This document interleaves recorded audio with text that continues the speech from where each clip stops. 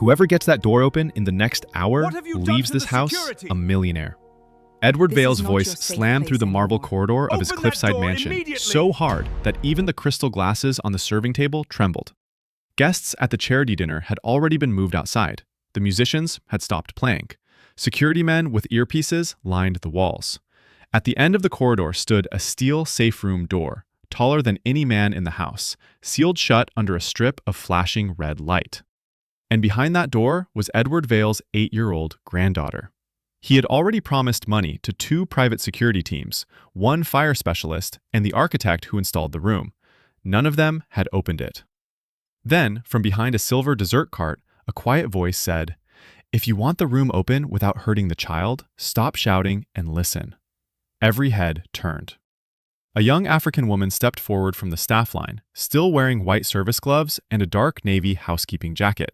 She looked no older than 23, slim, composed, not frightened, although every person in that hallway had a reason to be. Edward Vale stared at her, then laughed once, short, cold, insulting. "And who," he asked, "invited the hallway girl into a room full of men who actually know what they're doing?" The young woman met his eyes. "My name is Sade Adebayo," she said, "and I know that room better than the company that sold it to you." The billionaire's face hardened. "You open my safe room?" She raised her left hand. Around her wrist was an old brass bracelet, worn smooth with age. "If you let me work," she said, "your granddaughter walks out alive." What happened 41 seconds later would tear through 20 years of a rich man's pride and bring a dead woman's name back into the light. 3 hours earlier, the Vale residence had been the kind of place magazines called tasteful and honest people called obscene.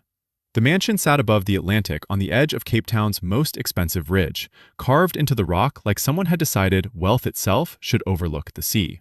Glass walls, travertine floors, a private elevator, a 6-car garage below ground. Art that nobody in the family really understood, but everybody mentioned when journalists came over. Edward Vale, 61 years old, owner of Vale Meridian Logistics, had spent most of his adult life turning ports, shipping lanes, and mineral contracts into an empire. His face appeared on business magazines. His handshake moved politicians. His donations bought hospital wings, university chairs, and front-row seats at every public moral conversation he had spent years privately ignoring. People called him brilliant. People who had worked under him used different words. He had 1 daughter, Claire, who lived in London and came home only twice a year, and 1 granddaughter, Lily, who had arrived that week for school holiday break with a suitcase full of books, a stuffed giraffe, and the dangerous habit of believing adults meant what they said. Lily was the one soft place in Edward Vale's life. She wore pink socks on marble floors and left fingerprints on windows facing the ocean. She asked the butler his actual name. She waved at security guards. She insisted on carrying her own backpack. At dinner, while investors praised her grandfather's generosity, Lily had sat under the table, drawing castles on the back of the seating chart. At 7:12 p.m., a power fluctuation hit the West Wing. At 7:13, one of the rooftop event drones malfunctioned during a light display, clipped a railing, and sent sparks showering across the terrace doors. There was no fire, but the estate security system thought there was. The Helix SR9 safe room, designed to protect the family during home invasion, gas leak, or armed breach, triggered emergency lockdown mode. The problem was not the room itself. The problem was Lily. She had been playing hide-and-seek with 2 children of dinner guests and had slipped inside the room seconds before the system sealed. The internal touch panel froze. The biometric loop corrupted during the voltage swing. The external override rejected every command. And the one person Edward Vale loved more than his reputation was suddenly trapped behind 14 inches of composite steel, pressure bolts, and a system designed to resist panic, brute force, and human error. Which would have been reassuring if human error had not been exactly what caused the disaster. For the first 20 minutes, Edward barked orders. For the next 40, he made threats. After that, he began throwing money. When money failed, what began to rise in him was something uglier than fear. Because fear makes a man shake, but helplessness makes a proud man cruel. Sade Adebayo had been working at the Vale residence for 4 months. Officially, she was part of the evening operations staff hired through a luxury domestic agency. Table settings, room resets, special event support, linen control, the invisible labor that rich households called seamless when it was done well and disposable when it was done by the wrong person. Unofficially, Sade was keeping herself in engineering school. She was in her final year of mechatronic systems at Cape Peninsula University, paying what scholarships did not cover by taking double shifts in houses like this one. She cleaned chandeliers in homes whose owners could have funded her entire degree with the money they spent on one weekend's flowers. She never complained. Not because she was weak, because she had been raised by a woman who taught her the difference between surviving insult and accepting it. Her mother, Dr. Folake Adebayo, had been a systems engineer from Lagos, brilliant, exacting, the kind of woman who heard machinery the way musicians hear pitch. She had spent 7 years consulting on secure access infrastructure across southern Africa, often doing the work and watching somebody else receive the applause.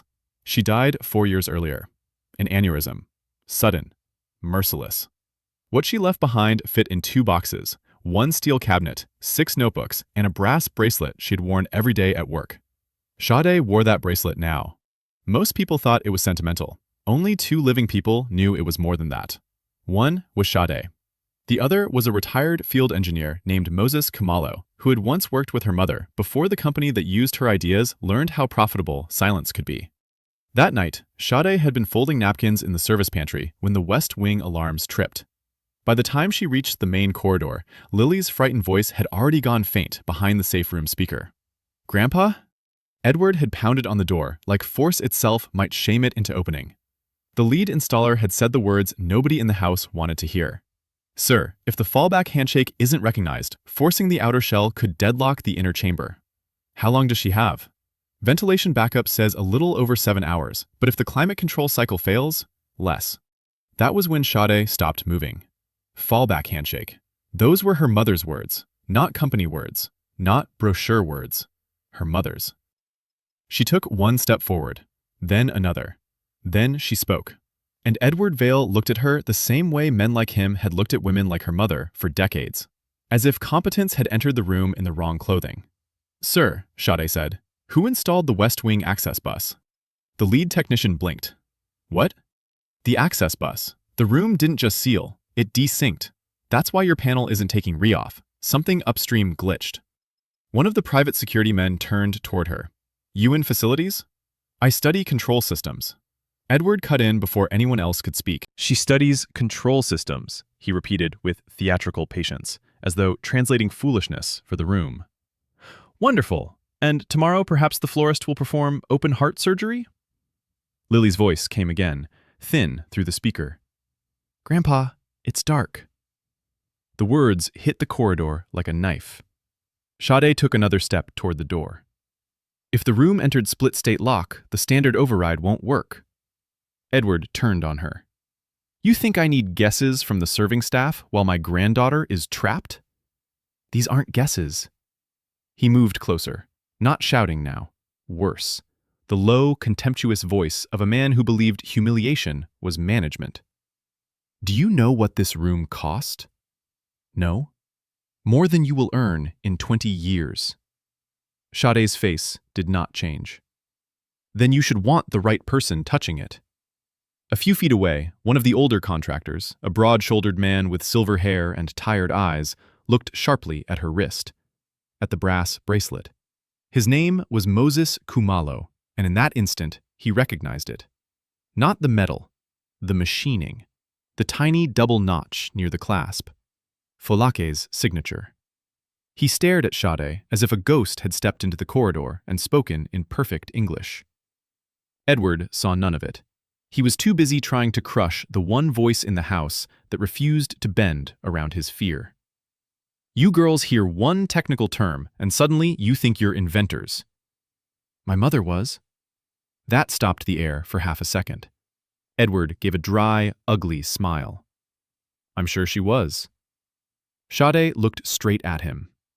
"Dr. Folake Adebayo," she said, "System Resilience Consultant, Helix Subcontract, Phase 3 Architecture." Moses Kumalo let out one slow breath. The lead installer frowned. "I've never heard that name." "That's the point," Sade said. Edward's jaw hardened. "This is not the time for staff fantasy." Moses stepped forward at last. "Edward," he said quietly, "you may want to let the young woman finish." Edward turned, irritated. "Moses, unless you've suddenly decided she outranks the men in this hall—" "No," Moses said. "I'm saying I knew her mother." Silence. Not complete silence. The house was too panicked for that. Somewhere down the corridor, a phone vibrated. On the terrace doors, wind tapped the glass. From behind the steel, Lily whimpered once. But among the adults gathered there, silence. Sade unclasped her gloves. "If the handshake layer is still alive," she said, "I can get your room to listen." Edward stared at her, then at the bracelet, then back at her face. "And if you're wrong? Then you lose 10 minutes. And if I let you interfere with a live emergency system? Then you give your granddaughter a chance." Edward Vale did not say yes. Not immediately. Men like him almost never surrender to truth the first time it arrives from below their social floor. Instead, he did what proud people do when evidence threatens them. He delayed. He demanded proof. He reached for hierarchy. The Helix Company's on-call executive joined by video within 8 minutes. He appeared on a tablet screen from an airport lounge in Frankfurt, tie loosened, face professionally alarmed. Shad asked 3 questions. When was the last firmware patch? Had the room ever been field tested after electrical retrofit? Was fallback tactile authentication still present on the SR9 private builds? The executive paused too long after the 3rd question. Moses noticed. So did Shad. Edward snapped. "Answer her." The executive cleared his throat. Private builds carried several legacy redundancies in older deployments. "Designed by who?" Shad asked. "That information isn't relevant." "Then I know I'm right." Edward looked between them. Moses stepped closer to the tablet. "Tell him, Johann. Tell him who designed the legacy recovery layer." Johann did not, but his silence did. And suddenly the corridor held more than panic. It held history. 21 years earlier, when Helix Safe Systems wanted to break into high-net-worth residential contracts, they hired external minds cheap and credited them cheaper. Folake Adebayo had been one of those minds. She had designed a non-destructive fallback path for houses where panic room occupants might be children, elderly clients, or sedated patients. People who could not reliably complete a standard biometric recovery sequence under stress. Her solution had been elegant. A physical resonance acknowledgement buried behind the official access stack. Not visible, not marketable, but humane. The kind of thing engineers built when they imagined frightened people instead of glossy brochures. According to company records, the feature had been absorbed into team innovation. According to Falake's notebooks, it had a different name: Gentle Entry. According to Moses Kumalo, it was the smartest thing Helix ever sold. According to Edward Vale, hearing this from a retired black engineer and a young African woman in staff uniform felt suspiciously like the beginning of an indictment. He hated that feeling. He hated it enough to lash out. "So this is what tonight becomes?" he said. "A lecture? My granddaughter is locked in a room, and suddenly everyone has a grievance." Shad's voice stayed level. "No, tonight becomes a rescue. What happens after that is up to you." Lily's voice returned through the speaker, smaller now. "Grandpa, I don't like the noise." Sarde went still. "What noise?" The lead technician answered. "Backup vent cycling." Sarde shook her head. "No, if she can hear it, the internal dampers are misfiring. That means the chamber is running hot." Moses swore under his breath. "How much time?" Edward demanded. Nobody answered quickly, which told him enough. Sarde turned to the door, laid her fingers lightly against the steel, then closed her eyes. When she opened them again, there was no uncertainty left in her face. "I need the corridor cleared," she said. "I need every external jammer, repeater, and wireless signal within 10 meters shut down. I need a magnetic field reader, a precision tone source, and a manual service torch." "You think this is a workshop?" Edward said. "No," Sarde replied. "I think your granddaughter is running out of calm." Moses looked at Edward. "Let her work." It took Edward Vale 6 more minutes to give the order. 6 minutes of hesitation. 6 minutes of looking for another man to save him from the humiliation of needing the woman he had just mocked. 6 minutes during which Lily called once for water and then stopped speaking altogether. That finally did it. The corridor cleared. Guests were moved downstairs. Staff were told to hold the West Wing perimeter. The house Wi-Fi mesh in that section was cut. Portable lights were brought in. One of the contractors located a field reader from his van. Another found a tuning module from the home's audio calibration kit. Sade took off her housekeeping jacket and stood in a plain black shirt, sleeves rolled to the elbows. She looked younger without the uniform, and somehow more formidable. Moses handed her the field reader. "You really are Folake's daughter." Sade glanced at him. "You knew her well?" He gave a sad half-smile. "Well enough to know she saw flaws everybody else was too arrogant to notice." He looked at the bracelet. "She kept that on job sites."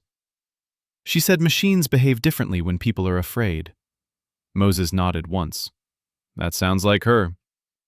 Sade knelt at the base of the safe room door and opened a small fabric pouch from her work bag. Inside were 3 items she always carried for university lab sessions: a narrow inspection mirror, a screwdriver set, and a folded photocopy of 1 page from her mother's final notebook. The paper had softened at the creases from years of handling. At the top, in Folake's handwriting, were 5 words: "Quiet hands hear what pride misses." Edward watched from 3 meters away, arms crossed. Not because he doubted her now, though he still wanted to, but because he did not know how to stand any other way when his authority was slipping. "Why the bracelet?" he asked at last. Sade did not look up. "Because my mother built tactile acknowledgement into the emergency layer." "What does that mean in English?" "It means your system was taught to recognize a physical pattern, not just a face or a code." "You're telling me my safe room can be opened by jewelry?" "No," she said. "I'm telling you, your safe room can be persuaded by design." Moses almost smiled. Edward did not. Sade spent the next hour mapping the door's field behavior point by point. The contractors who had laughed at her uniform were silent now. She had them angle lights, hold gauges, log drift changes, and repeat numbers back to her. She listened more than she spoke. At one point, she pressed her ear to the lower hinge cavity and asked for complete quiet. A private guard started to answer a radio call. She snapped without looking up. "Off." The guard obeyed instantly. Not because she was loud, because competence has a tone of its own, and people hear it even when pride does not. Inside the chamber, Lily had gone completely quiet. Edward's hands began to shake. That, more than anything, changed the room. Rich men can perform anger. They can purchase certainty. They can weaponize voice. But when their hands shake, everyone can see the child hiding inside the power. Moses put a hand on Edward's shoulder. "We still have a path." Edward swallowed and said nothing. By 10:48 p.m., Sade had confirmed what her mother had suspected years before. The Helix room in the Vale residence was not merely based on Folake Adebayo's work. It still carried her exact fallback structure. Untouched, uncredited, quietly profitable. She stood up from the floor, wiped her hands, and turned to face Edward. "Mr. Vale, I need to ask you something." He nodded. "Did your company ever acquire secondary equity in Helix during their private build expansion?" His eyes narrowed. "What does that have to do with my granddaughter?" "Answer." A muscle in his cheek moved. "Yes." "How much?" "Enough." Moses closed his eyes. Sade looked at him for only a moment, then back at Edward. "My mother filed a compensation dispute against Helix in year 2 of that expansion." Edward said nothing. "She claimed design appropriation. Her counsel withdrew before hearing." Still nothing. Moses spoke for him. They were pressured. Sade's face stayed still, but her voice lost a degree of warmth. "By who?" Edward looked away first. That was all the answer anyone needed. The corridor changed again. Not loudly, not theatrically, but changed. Because now the rich man waiting for rescue was no longer merely frightened. He was implicated. And the young African woman kneeling at his door was no longer just a miracle he did not expect. She was a witness to a theft he had hoped time had buried. "Did you know her name?" Sade asked. Edward swallowed. No. Did you read what she wrote? No. Did you profit from it? The silence stretched. Then, very softly, he said, Probably. Moses stared at the floor.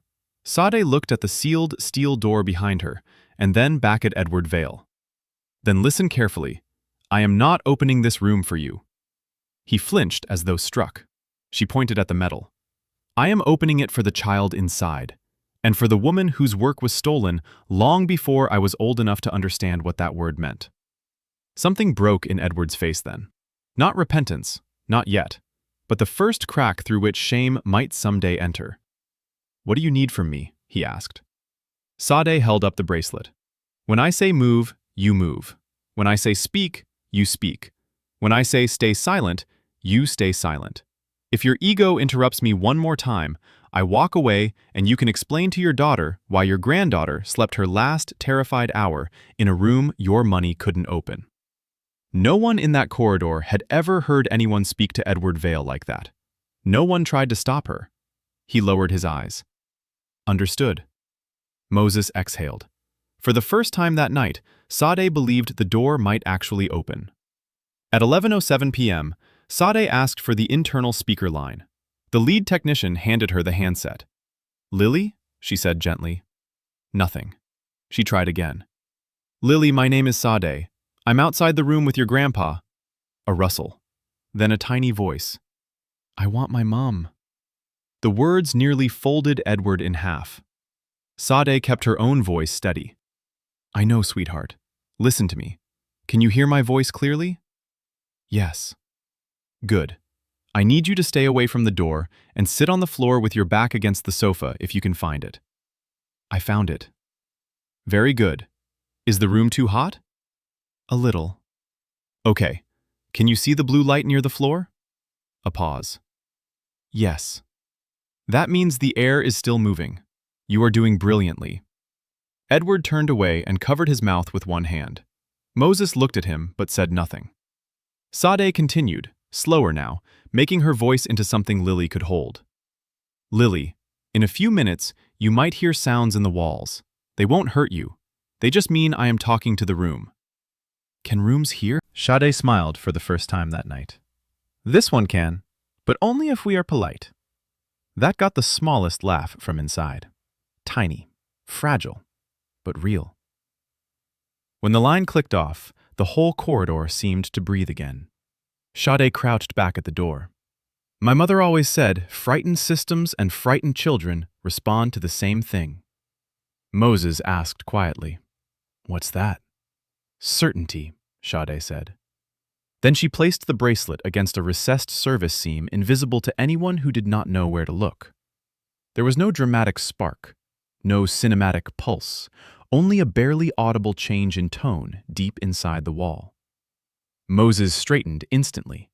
You found it. Sade nodded. The courtesy channel. Edward frowned. The what? The part your brochure never mentioned, she said. The part my mother built because real emergencies don't always happen to calm people with perfect fingerprints. She signaled for the tone source. From here on, she said, nobody speaks unless I ask. There are moments in a life when time becomes visible. This was one of them. Not because clocks slowed, because everyone in the corridor began measuring existence one breath at a time. Sade stood, rolled her shoulders once, and closed her eyes as if listening to something much older than instruction. Her thumb ran over the worn edge of the bracelet. In her mind, she heard her mother's voice as clearly as if Folake were kneeling beside her on the marble floor. Never force a frightened system. Invite it back to itself. Sade struck the tone module. A low, clean note entered the steel. Not loud, precise. She moved the bracelet in a small arc over the seam and waited. The field reader trembled. Again, Moses whispered. She sounded the tone a second time, then pressed the bracelet flat. Inside the wall, something answered. Not a beep, a soft, layered click, like knuckles loosening. The lead technician stared. I've never heard that in an SR-9. Because you were never meant to, Sade said. She crouched and entered a 6-point tactile sequence along the seam. Press, pause, slide, tap, hold, release. No keypad, no screen, only touch. The field reader gave a sharp bounce. Layer 1 disengaged, Moses said, his voice almost reverent. Edward took a step forward. Sade lifted one finger without turning around. He froze. Second tone, second contact. She rotated the bracelet clasp inward and found the invisible notch hidden behind the trim line. Her mother had written about it in the margin of one notebook page. If they ever erase the human part, this is where you remind the room. Sade pressed. A deeper mechanical shift rolled through the frame. The lead technician whispered, "Impossible." "Layer 2, Moses said. Edward's face had gone colorless. The red strip above the door flickered amber. 41 seconds began counting on the service strip only Sade and Moses could see. She did not look at it. She placed her palm flat on the steel. "Mr. Vale," she said. His voice cracked. "Yes?" "Retina panel. Now." He stumbled to the scanner cradle and bent forward. The panel flashed red. Denied. The corridor gasped. Edward made a broken sound. Sade did not move. "Again," she said. "It failed." "Again." He obeyed. As he leaned in, Sade touched the bracelet to the underside lip of the scanner housing and held it there. A hidden relay woke. The scanner flashed gold, then green. "Layer 3, Moses breathed. The heavy bolts began retracting one by one inside the wall. Not violently, almost gracefully, as though the room, after all its training in suspicion, had finally recognized an old kindness. Sade turned the manual wheel 3 clicks right, 2 left, 1 right. The seal released with a low breath of cooler air. 41 seconds. The door opened. For one impossible instant, nobody moved. Then Edward Vale threw himself forward before the steel had fully cleared its frame. "Lily!" At the back of the room, curled against a gray sofa with her knees tucked to her chest, was a small girl in a wrinkled party dress, clutching a stuffed giraffe. She blinked against the corridor lights. "Grandpa?" Edward fell to his knees so hard the impact echoed. Lily stood, swayed once, and ran into his arms. The sound that left Edward Vale's body then was not a shout, not a sob. Something raw. The sound of terror giving back what it had nearly taken. He held her as if every expensive thing he had ever owned had suddenly become dust compared to the warm, shaking child in his lap. Lily buried her face in his neck. "I was brave," she whispered. "Yes," he said, crying openly now. "Yes, you were. You were so brave." Sade stepped back from the doorway. Moses looked at her but did not speak. Some moments are not improved by witnesses. Paramedics moved in gently. Lily was dehydrated, overheated, frightened, but alive, responsive, and expected to recover by morning. Edward did not let go of her hand. Not once. Not while the medic checked her pupils. Not while staff brought water. Not while Claire Vale, calling from London through tears and fury, demanded to know how this had happened. And not while he finally turned towards Sade Adebayo, the young African woman in plain black sleeves whose mother's work had just saved the child he loved most. He looked smaller now. Not physically. Morally. As if the house itself had shifted scale around him. "I owe you," he began. "No," Sade said. He stopped. "You owe my mother her name." The words landed harder than any accusation. Moses lowered his eyes. Edward looked at the bracelet, then at the open room behind him, then back at Sade. For the first time in that hallway, there was no billionaire in his face. Only a man confronted by the cost of what had once seemed convenient. "What was her full name?" he asked. Sade held his gaze. "Dr. Folake Adebayo." He said it once, softly, as if testing whether his mouth deserved it. Then again, more clearly. "Dr. Folake Adebayo." Sade nodded. "Good. Start there." That should have been the end of the night. The child was alive, the door was open, the house could breathe again. But some doors do not open only on hinges. Some open inside a man.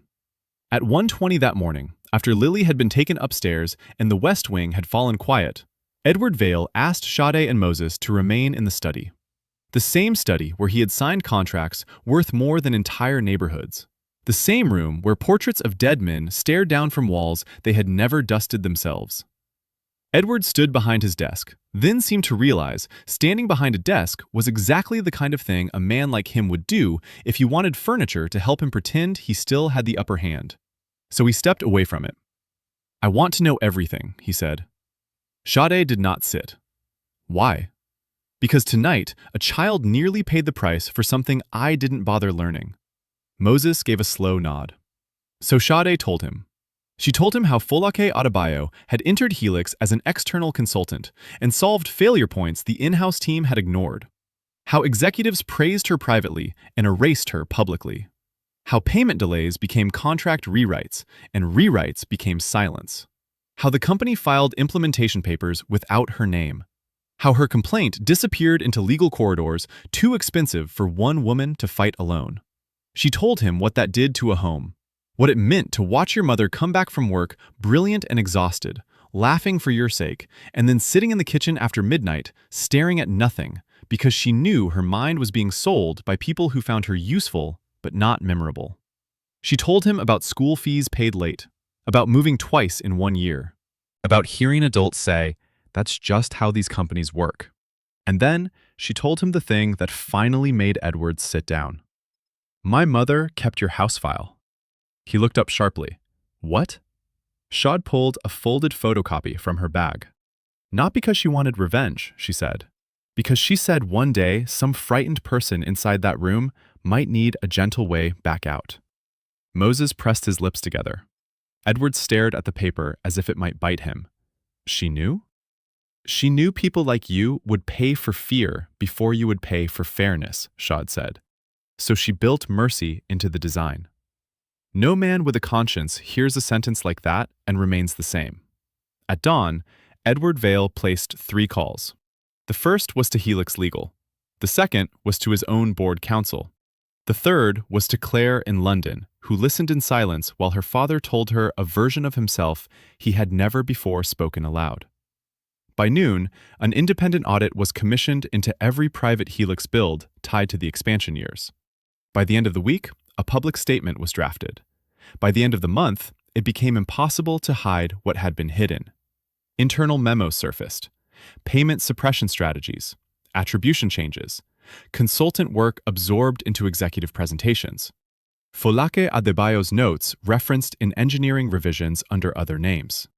Edward Vale read every page, and every page cost him another piece of the story he had long told himself about being self-made.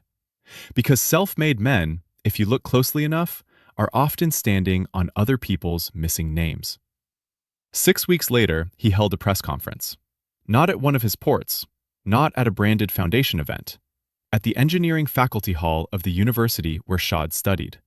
He stood under hard white lights and said, on camera and on record, "A woman named Dr. Folake Adebayo helped design the recovery architecture that saved my granddaughter's life.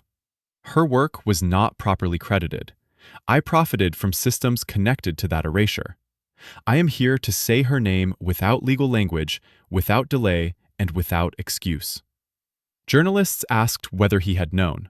He answered honestly, "Not enough to stop benefiting." That line did what polished PR never could. It made people believe, for the first time in years, that a powerful man might actually be telling the truth. The Folake Adebayo Engineering Fellowship launched the next spring. Not symbolic money, real money. Scholarships, lab grants, emergency bursaries, patent support for young African women in control systems, robotics, and safety architecture. Moses Kamalo accepted the role of technical advisor.